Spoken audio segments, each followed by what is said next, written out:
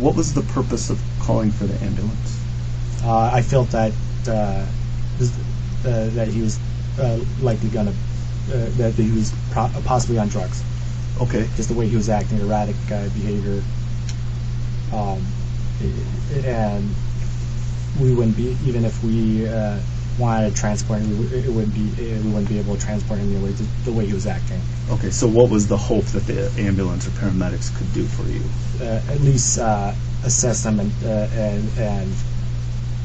figure out what we're going to do from there.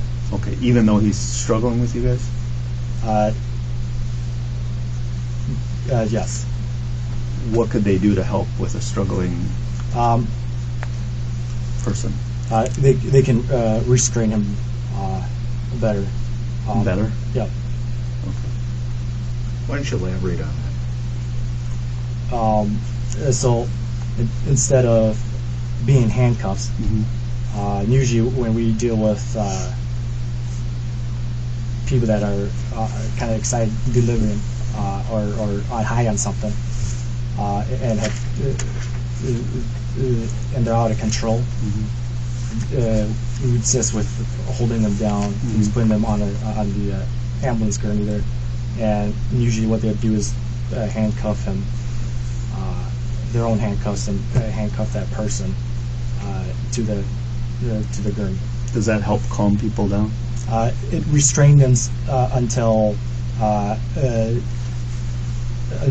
paramedics can kind of assess what they need to go from there. Okay. You mentioned just a second ago excited delirium, I think you said, correct? What is that, as far as you understand? I guess it could be a mental health or more than likely drug related, where they go on a high, like extreme high, and they're acting erratic, they're not making sense, kind of generally, from my experience, sweating profusely. You're unable to reason with them at all. They don't really have any self-awareness, and potentially very explosive and violent.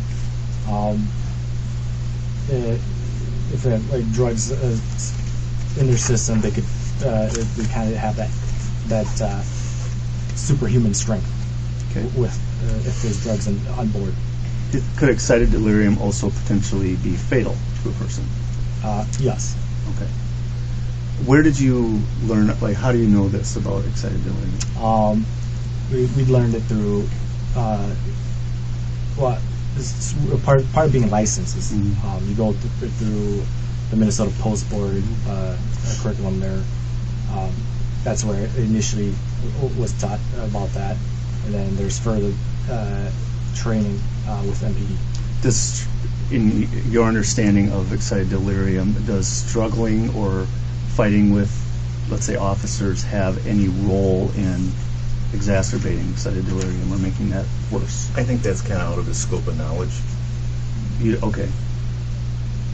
And you're asking questions like he's a medical person. Well, I think if you have a question about his training, I'd ask you. That is a training question, I would say. Well, you didn't ask it that way. In your training on excited delirium, have you heard or learned any information about the role a struggle has with excited delirium?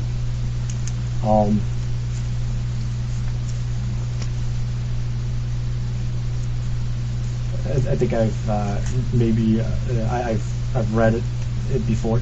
Okay.